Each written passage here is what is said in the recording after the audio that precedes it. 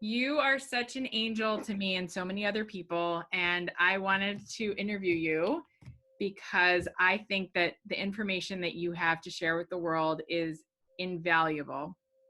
Um, and I was just saying before that it's not so much what you say, it's how you say it. I find you to be such a mindful and gentle and kind practitioner. And I think it's so not normal for people who deal with health to be that way. And it's very sad. My grandma would say it's a sad commentary. But I wanted to share you with all of my friends. If you can help even one of my friends, even a little bit through this horrible corona thing and beyond, I will feel like I did part of my job on this earth. And the main reason is very recently I called you with a very big health concern. You were very helpful to me, and I felt like you were holding my heart and my life in your hands in such a loving way. And I feel indebted to you. I feel very grateful to you. And this is like the least I could do is like, share you and your knowledge with people that I care about. So thanks for being here. That's a big introduction. I hope that I can fill those shoes, but I'm happy to be here, Barb. I'm happy to be here. Do you want to talk just for a minute about like some of the challenges you yourself faced, which got you into working in healthcare? Sure. I say that hesitantly because, the big story, breast cancer, that was my big entry really into fast tracking my interest in nutrition and health and functional healing, because there's nothing like having to save your own life, right? To fast track your knowledge.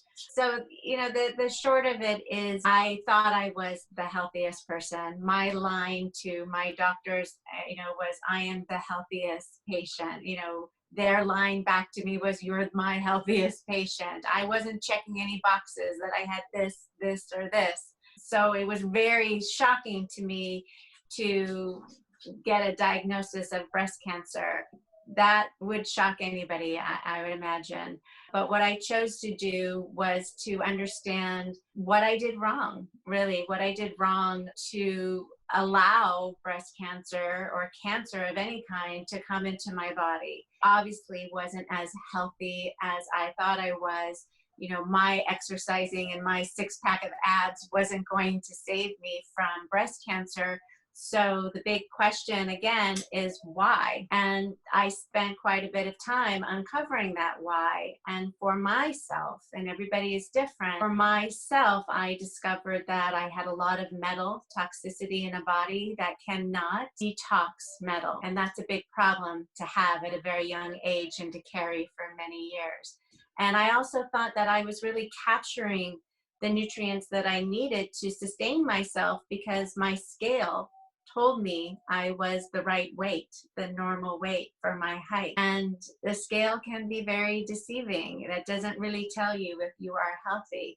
What I really needed was a far greater amount of nutrition. So I went into functional healing and basically took my body apart, put it back together again. And here I am now as a functional practitioner, really advocating for women, families to understand what it means to be healthy and then to help them on that road to their own recovery. Beautiful. Thank you for that intro.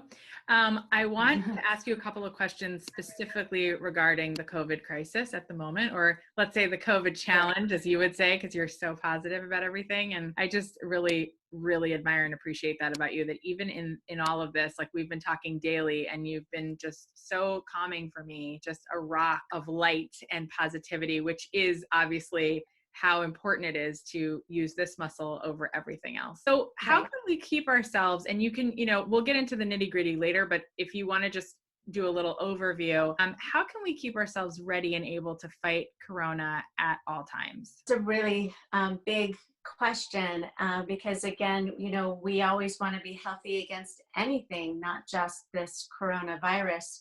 This is really our dress rehearsal, if you will. Just like cancer was my dress rehearsal, was my wake-up call to get healthy.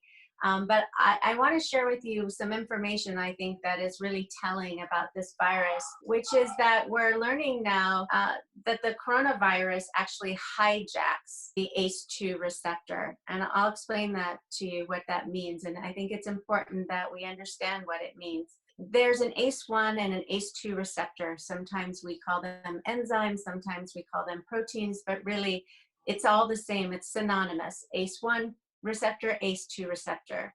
Now, an ACE1 receptor, you think of it like a rebuilder, and you think of an ACE2 receptor as a contractor. The ACE1 receptor goes in to see where the damage is. So if somebody is a smoker or drinks excessive amounts of alcohol, or they're pre-diabetic, or they have some kind of aggravation, inflammation in their body, your body's constantly in a state of rebuilding, constantly in a state of repairing.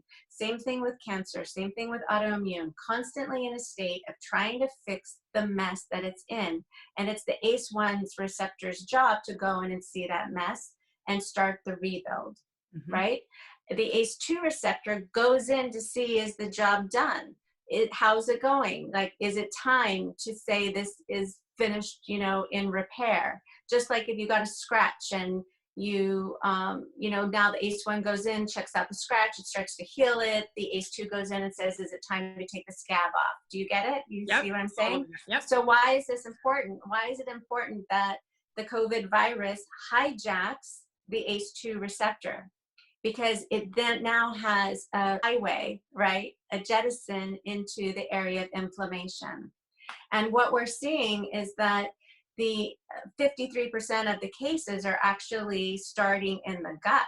We're so focused right now talking about, everything in our lung and our respiration, but the cases, 53% of them are actually starting in the gut. And what we know is that there's a tremendous amount of inflammation in the gut. So if the COVID virus is hijacking the ACE2 receptor, it's going to go to the area of the greatest inflammation. So if that is your gut, that's your gut. For 47%, that's presenting as into, the lungs, which are very sensitive. We live in a very toxic environment where we're, constantly struggling with diesel fuels and what have you, right? So our lungs are constantly rebuilding, constantly repairing. And if we add on to that smoking, now we've got, another layer of higher damage. And that's why we're seeing, I believe, so many men in the Asia studies with the, having real challenges with the virus with their lungs, because they have the highest amount of inflammation there because they're smokers. They tend to be more smokers. So the big walk away, Barb, is lower inflammation. We have to always be lowering inflammation. If we come into a crisis like this and our first thought is, I'm not strong enough, then we have to make sure that this is our wake-up call to start rebuilding our body so that we are strong enough. And that means we have to lower the inflammation. And where do we get inflammation, right? Sugar, we dairy, get it from, right, sugar, dairy, wheat for many, wheat not for everybody, but I would say 90% of the population, our wheat is challenged, definitely in the United States. Alcohol, we see that from smoking, we see that from heavy abuse of medications. We're constantly taking Tylenol, or, excuse me for brand naming, but we're constantly taking over-the-counter medications on top of medications to get through the day. That's not the way our body was designed to function. So the long and the short of it is we have to take this time to start lowering inflammation.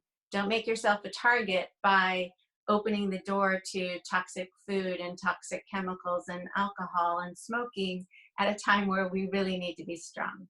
Amen. I love that. Okay. So that was number 2. What foods and drinks should we eat or avoid? Clearly, we should try to avoid as much as possible dairy, wheat, and alcohol, sugar, high processed foods, high processed beverages. Look at, if it's not real, that's a good indication that maybe your body's not going to be able to recognize it. So put it down. Right. And so what kinds of foods and drinks should we be eating? Definitely, what was it, what was intended here in the beginning, right? All of our whole foods, low sugar. So that doesn't mean like copious amounts of fruit. It means like berries and organic as much as we can. This is a challenging time, so we all have to do the best we can until we can do better.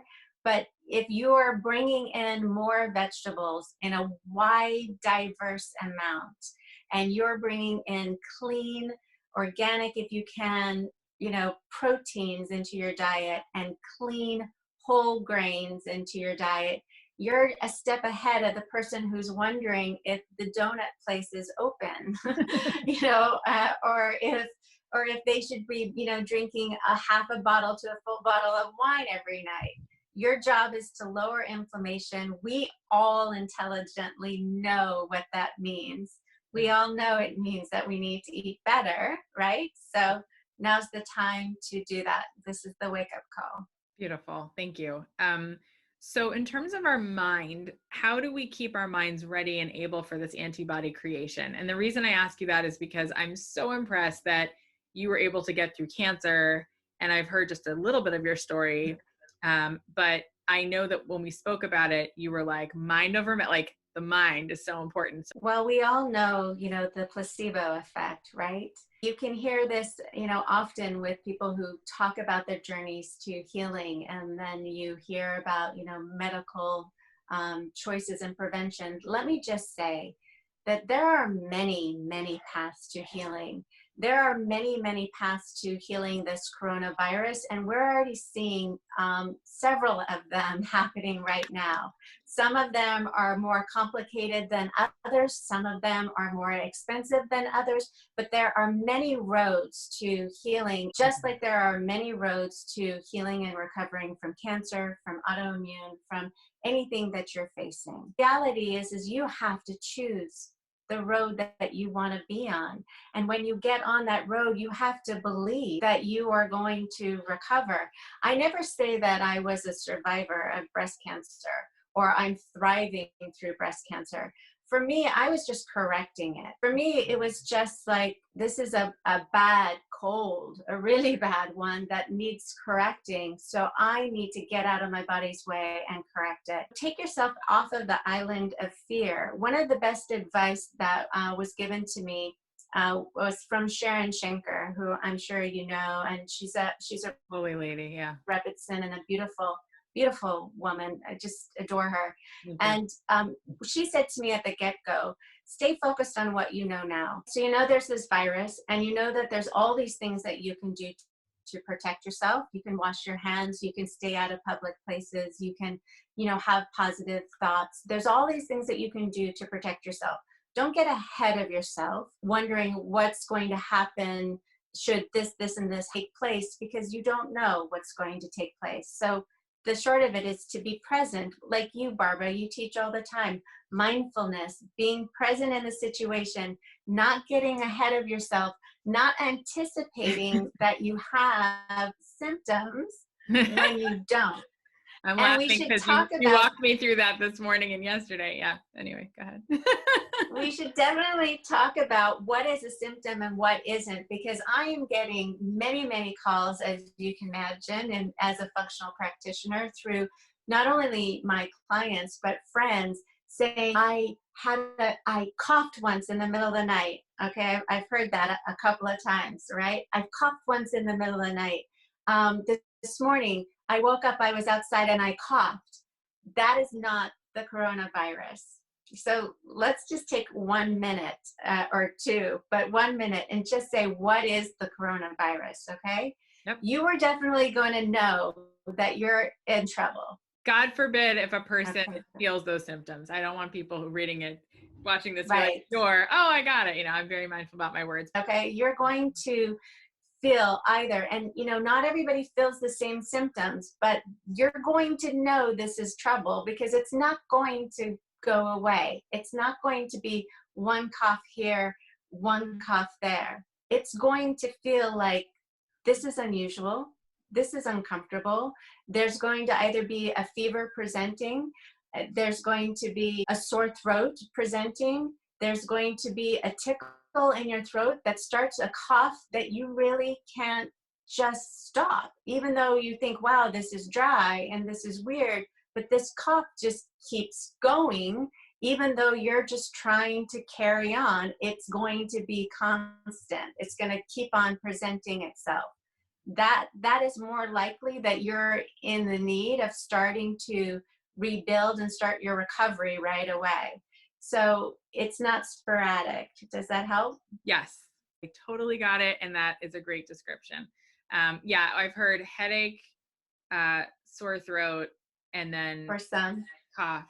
And then some people are experiencing diarrhea, which probably speaks more to the gut stuff that you've been talking about. Right. That's more the gut issue. And I think that it can be more challenging when it first presents in the gut and then it presents in, your respiratory area. Yeah. It can definitely be more challenging.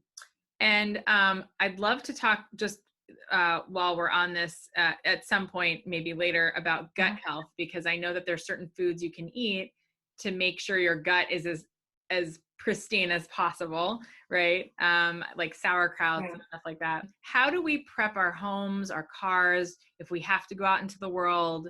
And when we go back home, any precautions you would recommend? Well, I'm definitely looking to make sure in my family, I'll just share with you what we're doing in our family. And this isn't something that I originated. This is coming from Dr. Klinghardt, who is really looked to as the founder of functional medicine. He's been around for many decades with quite amount of brilliance and help in healing all modalities, all areas of illness, I should say. And he had suggested using HOCl, which is hypochlorous acid, not to be confused with HCl, which is in your stomach, your HCl acid. This is HOCl, hypochlorous acid. And this has been around for decades as well. It has many FDA studies on it. They use it quite frequently in multiple areas in the food industry, in dermatology and medicine to protect, to kill, to remove viruses and bacteria. It's a natural oxidant that the body makes. So it's completely compatible with us, whereas chlorine is not, whereas ammonia or alcohol, isopropyl alcohol is not necessarily compatible with this. HOCl is compatible with us. You're going into a dermatology or a medical where you're, having your skin removed or exposed, right, in a pill. They'll spray HOCl right onto your face, which will protect you from virus and bacterial infection. You go into the food industry, and of course, we're trying to prevent viruses and bacteria. They'll use HOCl in the food industry to kill pathogens and bacteria and viruses. So it's completely compatible. There's hundreds of research studies. And so my family, on the recommendation suggestion of Dr. Klinghardt, our family is using HOCl as what we're spraying on our hands instead of alcohol and antimicrobials that aren't as compatible with our skin and our health. Once my house, is clean, I don't feel the need to constantly be cleaning and wiping and making sure things are sterile, because I have a confidence that my house is clean, my family's not going anywhere, we're not encountering anybody that is not in our immediate circle. So some of that cleaning can just relax. Got it. Okay. And then are there any vitamins that are must-haves? And I know this is hard to speak to because you do such a thorough investigation with each one of your patients, but if you had to say, for sure, everyone or most people should be taking at least this and this and this every day, what is it that you would say? Because I know everyone's levels and amounts are totally different. But I'm so glad that you recognize that, Barb. You're so ahead of the game, because most people assume that what's good for one is good for them, is good for another, and everybody is completely different. So I have to just say, legally also that, you know, everybody should check in with their doctor.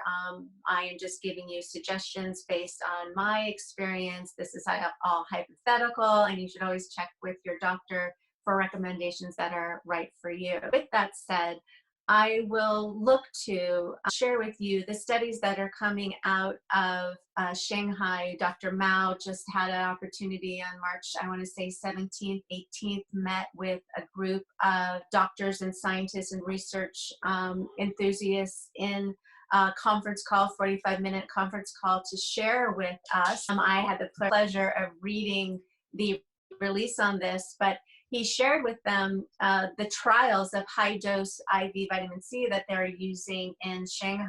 And he is the head of the research team. He's the one that's dictating what are we going to do in this hospital to save lives.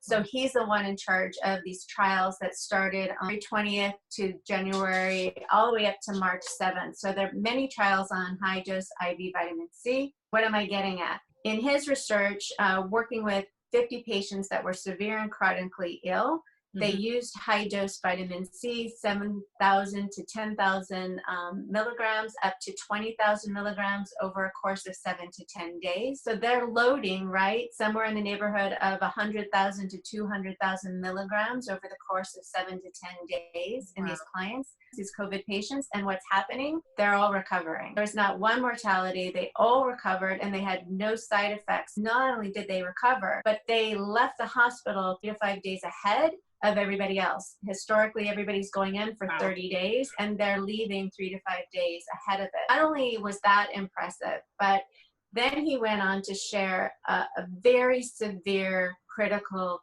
case. And they just, you know, doctors will just throw whatever they can at the wall to try to save somebody, especially when they're working with something that they don't know what will work, right? And do or die, right?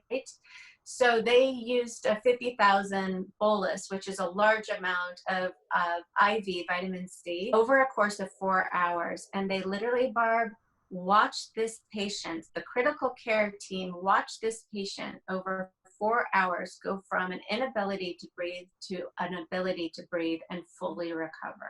I just got the chill. So that was just incredible, and proves to us again and again and again and again that vitamin C should always be the first line of defense at any type of viral activity, or even in my case, cancer activity.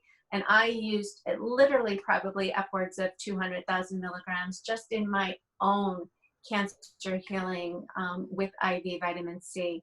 Now, we don't always have access to IV vitamin C, right?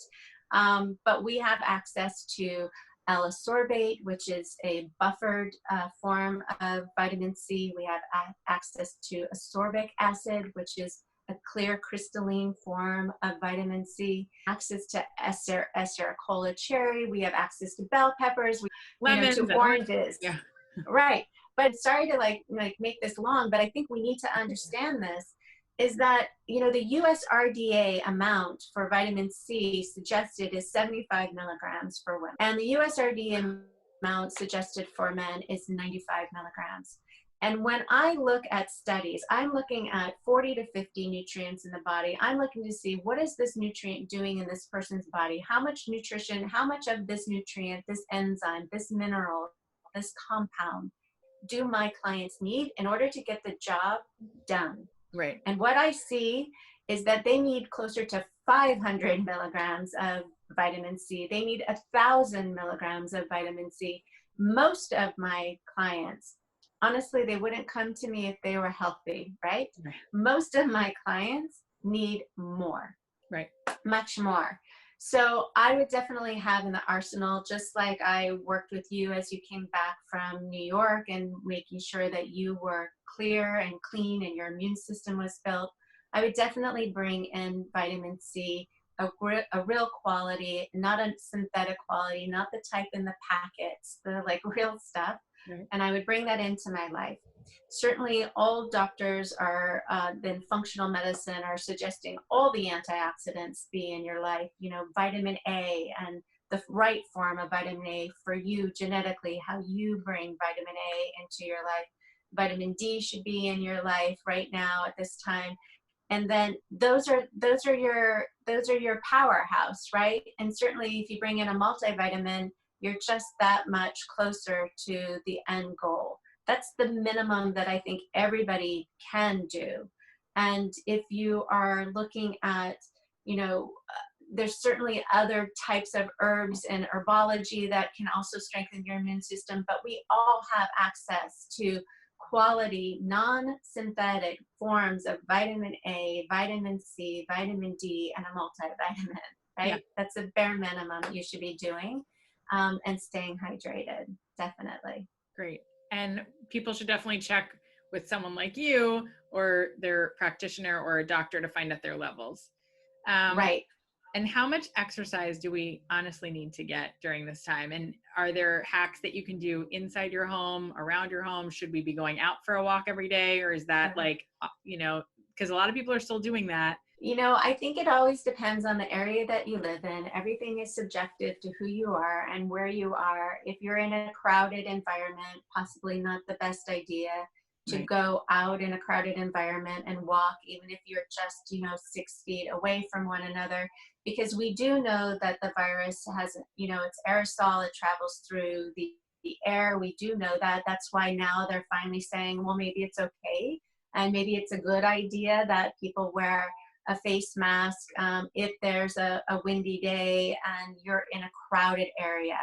So if you're going to get exercise, the goal is to not be in a crowded area. If you're in an environment where you can walk, 30 minutes a day, we really honestly don't need as much exercise as we tend to think. Some of us actually over exercise and we further deplete our body of the nutrients that it needs to repair and rebuild.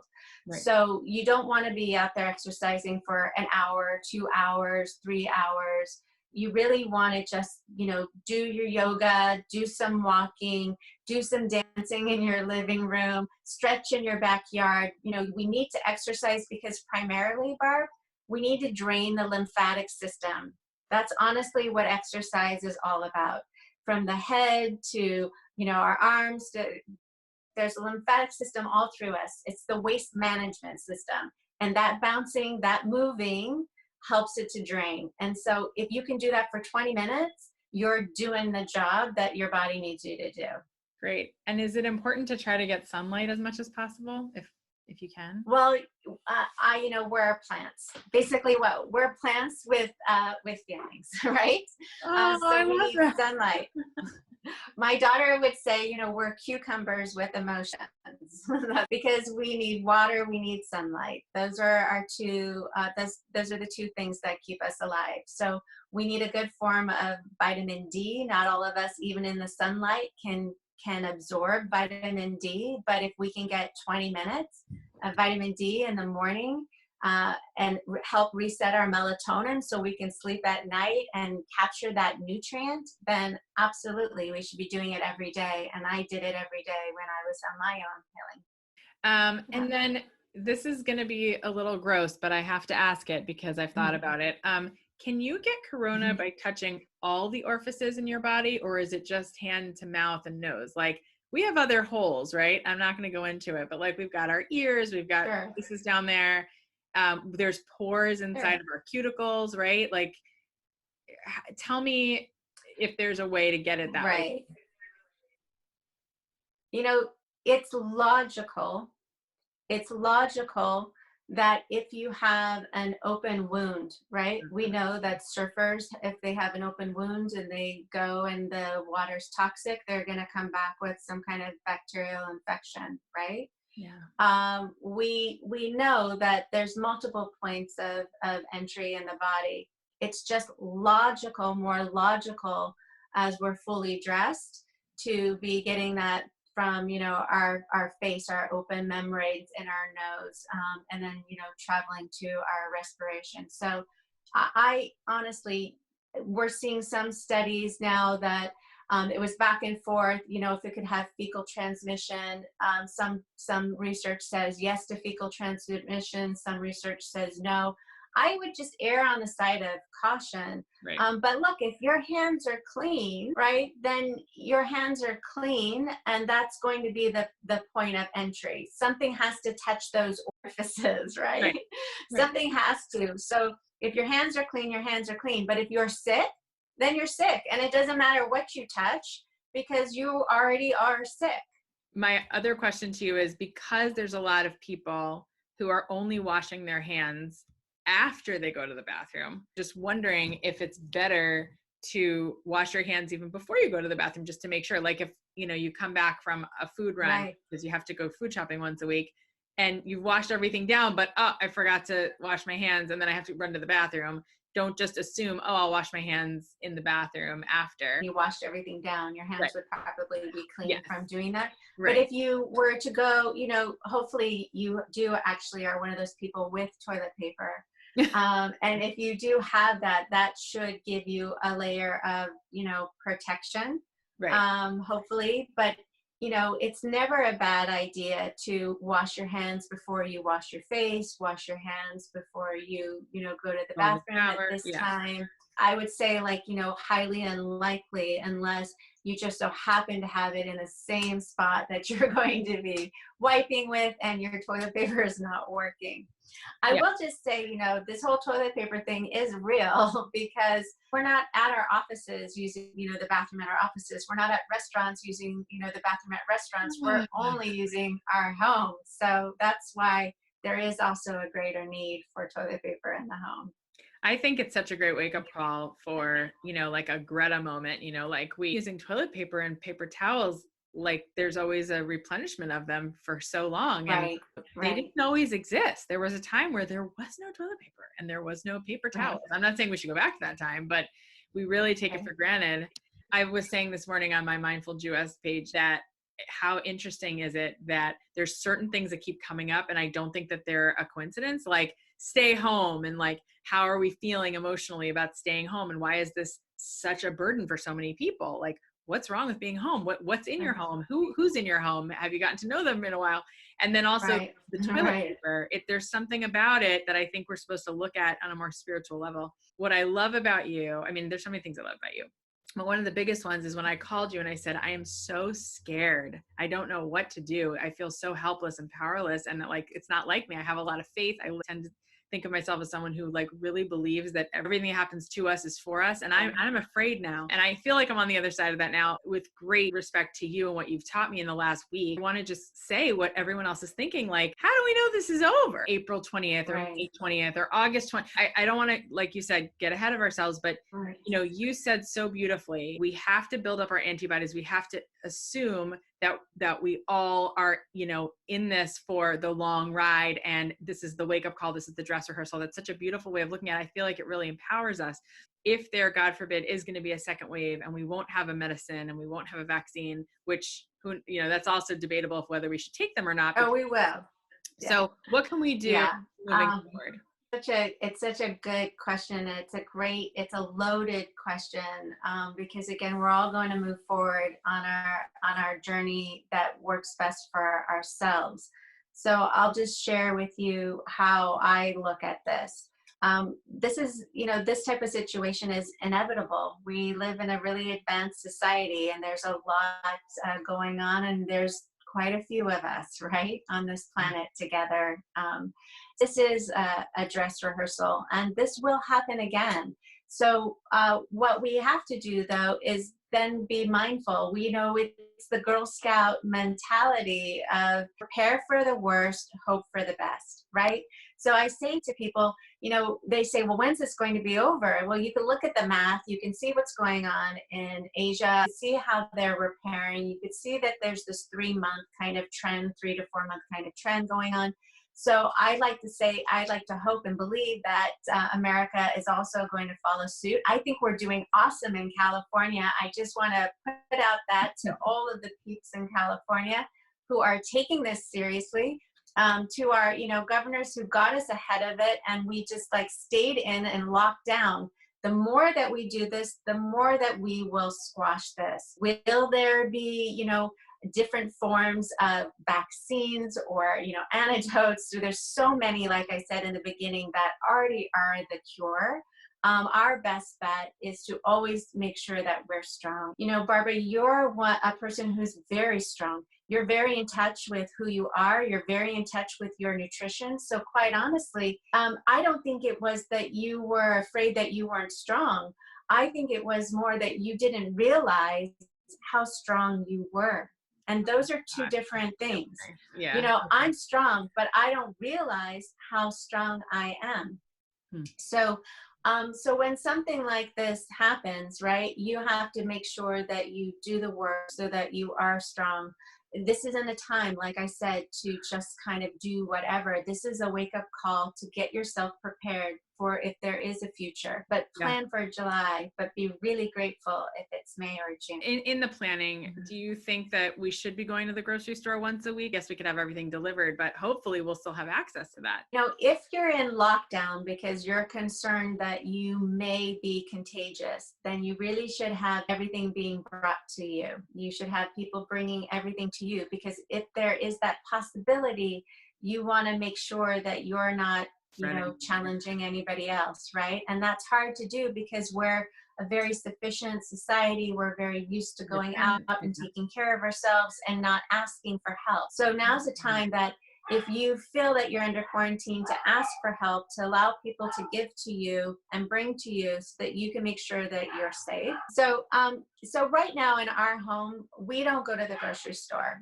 Again, I'm always like preparing for the worst, hoping for the best. I don't go to the grocery store.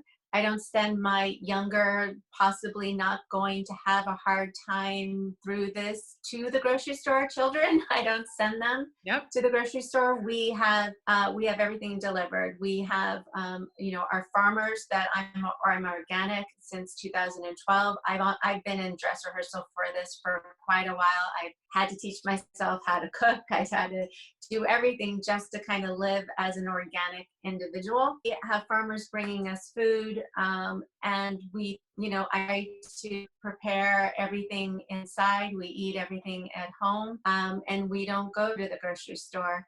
But if you need to go to the grocery store, you absolutely can do that safely. Absolutely. You can, put on your dish gloves. If you have dish gloves, you can put on your snow gloves. If you have snow gloves, you can, now I think they're suggesting that we all, wear a mask. And if you have a cotton mask, then you need to put something in that. You need to kind of Google, quality of materials to make masks that don't let viruses and bacteria in. And you can see that on my, Sexy Strong Life Instagram. But so you can, wear a mask. You should wear glasses so nothing comes into your membranes. When you come home, you literally should take off your stuff in the garage. If you're concerned about the environment that you are in, take it off in the garage, put on your, robe, shower, and then come back and clean up your groceries and put them away. And then that way you're leaving your shoes outside, you're leaving your potentially, active clothing outside if you were scared or concerned about the environment that you were in. But if we're safe and smart about it, anything we touch, we constantly are cleaning our hands, and, hot soapy water is always the best thing to clean with, or the HCl, or, whatever you have that's active. And the bags that we put our groceries in, as well as every single piece of whatever we bought, every grocery item needs to be cleaned off before it's brought into the house, correct? Or in the kitchen, at least. We're not even supposed to take bags anymore with us to the grocery store. I leave all that stuff outside. I wipe down everything because I've seen people sneeze on, on produce, on what have you. So I clean everything respectfully and put it away. And what do you clean produce with? The HOCl, or can you do a little bit of dish soap and hot water? No, I don't know that you necessarily need dish soap on your produce. If you have, hot water and you're rubbing it and, cleaning it, some people will soak it. I will always wash my produce, and then I will dry it, and then I will spray it with the HOCl, which is actually great for berries. And if you put them on a paper towel and they've had just a spray, they'll last in your fridge for 2 weeks. So I use it like almost a preservative, if you will, because Why do things spoil? Because of viruses and, really bacteria gets to them and then they spoil. Mold and fungus gets to them and then they spoil. The HOCl helps you wipe that out, so you now have a longer shelf life as well. Talk about gut health. Well, you're talking about bringing in, natural living probiotics into your gut. Not everybody can do fermented foods or kombucha if they have candida issues. Everybody again is uniquely different. But if you just helped yourself, instead of like taking, ample supplies of probiotics, instead just took in the foods that are fermented foods, sauerkrauts, like you said, or kimchi, or fermented daikon, pickles, olives, fermented foods, bringing those in to your body is just going to help build your microbiome in a healthier way, provided you don't have already a challenge with candida. Now you're helping your body to, make B vitamins. That's where your B vitamins are made, is by your bifidobacteria, good bacteria. So now you're helping replenish them and helping them to thrive by feeding them the food that they eat, which is prebiotics. It's all your vegetables, not only your fermented, but all your vegetables. That's what they eat. That's what they need. That's what helps them to be strong.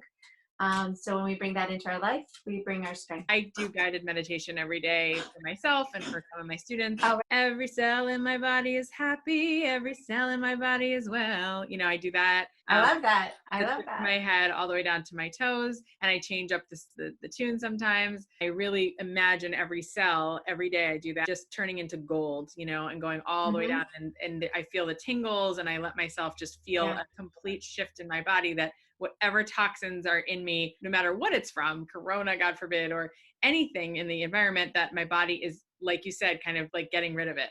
Right. So what is like one of your favorites, or is there a playlist, or is there something people can go to if, number one, they're feeling anxiety about what's going on in their body, but also just to proactively do that every day? Right. I think I put something up on my Sexy Strong Life on Instagram that was just, these were the cellular healing. You can Google on YouTube, cellular healing, cellular regeneration, meditation tapes, and then, a list will come up, and you should definitely listen to a couple of them, see what voice responds to you, brings you your calm. Throughout my whole cancer journey, I listened to these tapes whenever I felt anxiety coming in, concern coming in, or I wanted to focus my mind, because your mind, again, most powerful. There's a reason why placebos work, right? Yeah. Because your mind will heal you, will help you repair if you truly believe that it will. It's not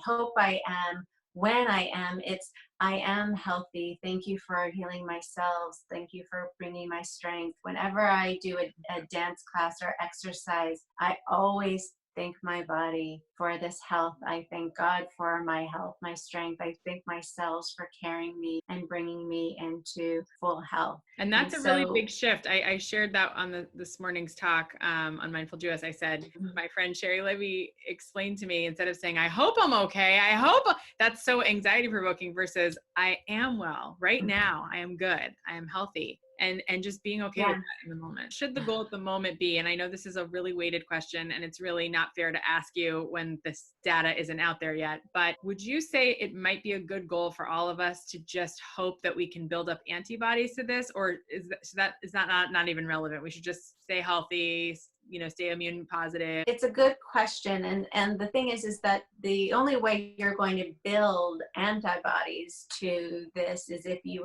have it and you've built it as a reminder. Antibodies are like they're like a memory chip for your body to say, oh, we've seen that before.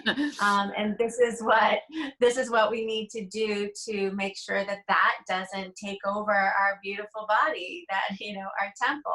Yeah. So the only way to build those up is to actually really have it. We're seeing, though, now in the hospitals where they're actually using serum from patients who have recovered this antibody protection to help people heal. We get so many of our antibodies at birth from our mother. from what she's been exposed to, that transfers to us. Amazing. So the walk away is you have to be exposed to it in order to build it, or you have to be given it, like inherit it from your, mother at birth. So that's interesting. So the parents that possibly are, experiencing COVID may be able to pass that immunity onto their children. Wow. And so the possibility that this isn't a problem for many people may present based on just the delivery of antibodies to newborns. Let's hope with that. Okay. That's a really good point. I'm